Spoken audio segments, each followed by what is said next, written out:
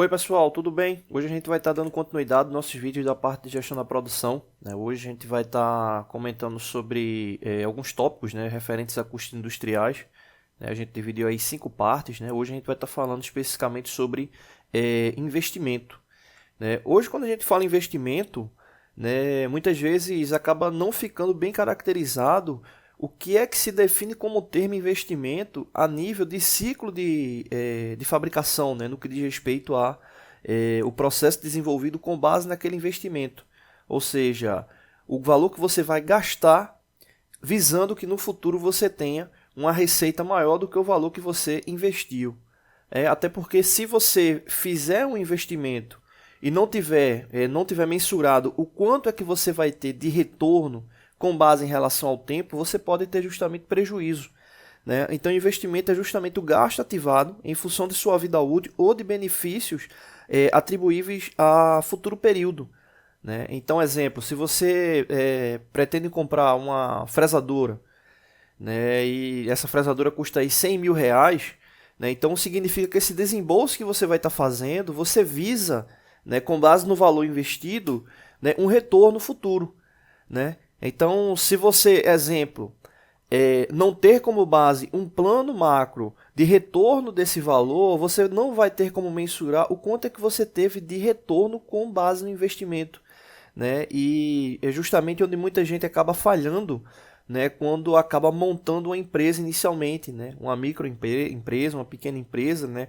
que se tem noção do investimento que vai ser feito, mas muitas vezes não se tem noção do retorno daquele valor no que diz respeito a curto, médio e longo prazo, né? Então, trabalhar com base em indicadores, com base em gráficos, em metas, isso é fundamental para você saber o retorno daquele investimento, né? Porque senão, dependendo do retorno que você vai ter, aquele investimento ele não vai fazer sentido, né? Sem levar em consideração a própria análise de mercado para que você não venha quebrar em pouco tempo, né? Então, exemplo, se você vai ter um investimento aí de 100 mil reais, é importante ter, né, a divisão desse valor com base em período e estimar o quanto é que você pretende ter de receita num determinado período para que ele venha a cobrir os custos do investimento, né? E você justamente poder estar saindo daquela zona de investimento para ter lucro real atribuído com base no teu investimento, né? Então a gente vai estar trabalhando em cima de alguns tópicos e depois a gente vai estar fazendo algumas simulações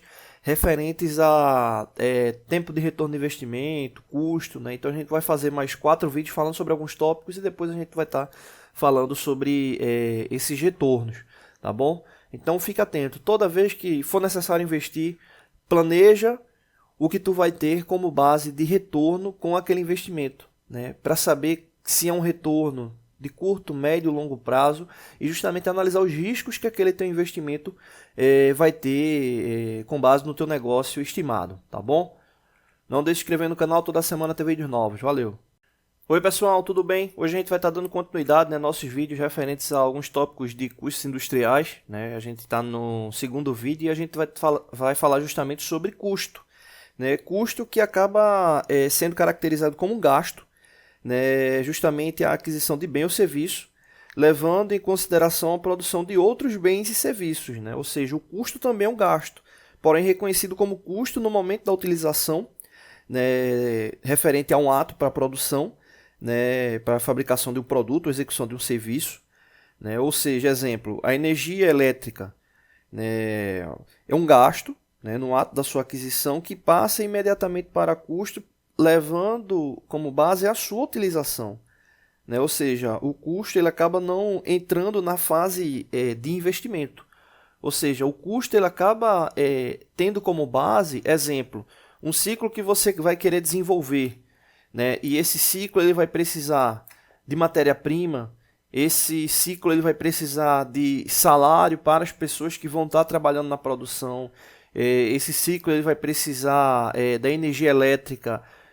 Tudo isso acaba sendo custo para a empresa, né? Ou para o teu ciclo de fabricação, né? Para a tua gestão da produção, né? E existe justamente um fator que é justamente os centros de custo, né? Ou seja, onde alocar aqueles centros de custo. Exemplo, qual o custo que tu vai ter com matéria-prima, qual o custo que tu vai ter com manutenção, qual o custo que tu vai ter com salário, custo com logística. Ou seja, isso é normal, toda empresa vai ter custo, né? Isso aí não tem para onde correr. O detalhe é justamente com base nos teus custos e com base no retorno que tu vai ter do valor do teu produto vendido, o retorno que tu vai ter em cima daquilo ali.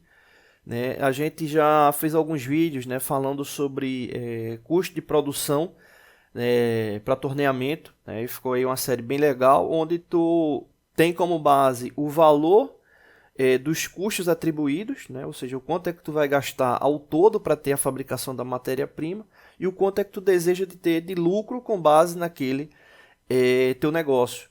Né? Vou estar deixando a descrição desses vídeos aí embaixo aí do vídeo, né? Então você pode estar acessando aí, que aí ficou bem interessante, que aí tem alguns exemplos. Né? De qualquer maneira, quando a gente terminar esses 5 vídeos, né, a gente vai também estar fazendo outros exemplos aí de produção, levando em consideração esses vídeos, tá bom?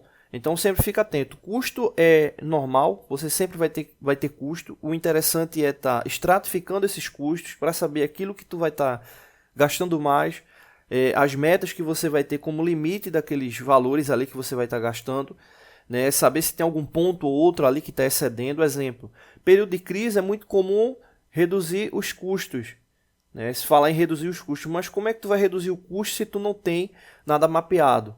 Eita, não, hoje eu tenho um gasto muito grande com manutenção. Por que eu tenho um gasto muito grande com manutenção? O salário do pessoal está muito elevado, né? Tá tendo muito desperdício de uso de material, retirada de material de almoxarifado está muito elevado. Então, se eu tiver mapeado os custos, eu tenho como saber se realmente o custo está elevado, né, de forma sem estar parametrizada corretamente, né, pelo pessoal que está utilizando, ou se realmente é um custo caro, mas porque ele é caro mesmo. Né? Então, não tem como diminuir muito esse custo. Né? Então, é importante estar sempre bem mapeado isso aí. Tá bom? Não deixe de se inscrever no canal, toda semana tem vídeos novos. Valeu! Oi pessoal, tudo bem? Hoje a gente vai estar dando continuidade aos nossos vídeos da parte de custos industriais, né? Esse é o terceiro vídeo que a gente está fazendo e depois desses vídeos, a gente vai fazer 5, né? Depois desses vídeos a gente vai estar fazendo algumas simulações referentes a custos, né? Análise dos custos, né? Em planos de negócio. Hoje a gente vai estar falando especificamente sobre despesa, né? Despesa que gera muita dúvida, né? Sobre o que é e o que não é despesa. Despesa a gente pode considerar justamente como bem, né, ou serviço consumido direta ou indiretamente para obtenção de receitas. Né? Essa questão de direta ou indiretamente, né, a gente já fez alguns vídeos falando sobre isso, né, do que é ação direta e do que é ação indireta. A nível resumido, processo direto é justamente aquele processo que está ligado ao ciclo de fabricação, ou seja, tangencial ao ciclo de fabricação. Né? Processos indiretos é aqueles que dão suporte ao processo de fabricação. Exemplo, o RH, né? Um custo que você vai ter lá com recursos humanos. Recursos humanos ele não está trabalhando diretamente com a fabricação, mas ele dá suporte ao grupo de pessoas que está trabalhando diretamente a fabricação. Então, o RH ele acaba sendo custo indireto para o ciclo, né? Porque ele não está tendo contato ali direto, né? com o ciclo de fabricação. Mas voltando especificamente à despesa, né, ele vai ter essa base, né, como falei, né, de bem ou serviços consumidos direto ou indiretamente. E o foco da despesa é justamente a obtenção de receita. Né? Então, quando você tem uma despesa, é porque aquele valor atribuído a essa despesa, ele vai estar gerando no final uma receita. Exemplo, a comissão de um vendedor, né, é um gasto que se torna imediatamente uma despesa. Por quê? Se é uma comissão, significa que ele vendeu um produto. Se ele vender o produto, significa que vai estar tendo entrada de lucro para a tua empresa, ou pelo menos é para ter entrada de lucro, né? Já que ele vendeu, né? Então, se ele vendeu e teve essa entrada de lucro e ele recebeu a comissão, faz parte do pacote daquele lucro ali ter a despesa com a comissão do vendedor. Né? Então, observa que você vai ter aquele desembolso, né, para estar pagando aquela comissão ao vendedor, mas é normal o processo. Né? Exemplo, as despesas são itens que acabam reduzindo o patrimônio líquido, né, e que tem essa característica de representar esses sacrifícios, né, no processo, mas o grande foco dela é a obtenção de receitas. Né? Ou seja, você não vai ter como ter um lucro de 100% daquele valor de capital de entrada, né, sem ter nenhum valor de saída com despesa, né? Todo produto vendido ou todo serviço, né, de utilidade transferida acaba provocando despesas, né? Uns mais, outros menos, mas a despesa sempre vai estar inerente a esse processo, né? Isso é o que se chama de custo do produto vendido, é onde você vai estar extraindo os valores para poder estar determinando o valor do custo final do teu produto, né? E aí está estimando justamente as margens de lucro do processo, né? Exemplo, uma mercadoria adquirida pela uma loja comercial provoca um gasto, um investimento, né, que acaba se transformando numa despesa no momento do reconhecimento da receita trazida pela venda, ou seja, sem passar pela fase de custo. Logo, o nome custo das mercadorias vendidas não é, em termos técnicos, rigorosamente correto, né? Então acaba tendo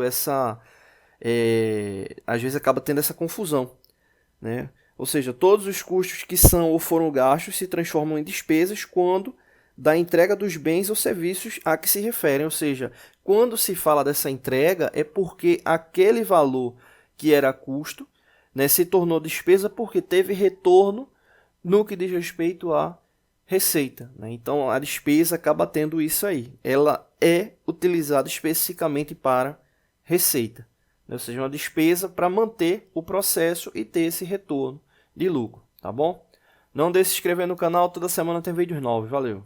Oi pessoal, tudo bem? Hoje a gente vai estar dando continuidade, né, nossos vídeos da parte de tópicos de custos industriais, né? Hoje é o quarto vídeo que a gente vai estar fazendo e hoje a gente vai estar falando sobre desperdício, né? Desperdício que gera muita dúvida em sala de aula, né, por parte dos alunos sobre como, não é nem o termo desperdício, né, mas como identificar um desperdício ou não, né? Então esse é um ponto bem interessante porque os desperdícios eles são os gastos incorridos no processo, né, processo de produção, né, ou de geração de receita e que possam ser eliminados sem prejuízo da qualidade, né, ou quantidade de bens que se deseja executar.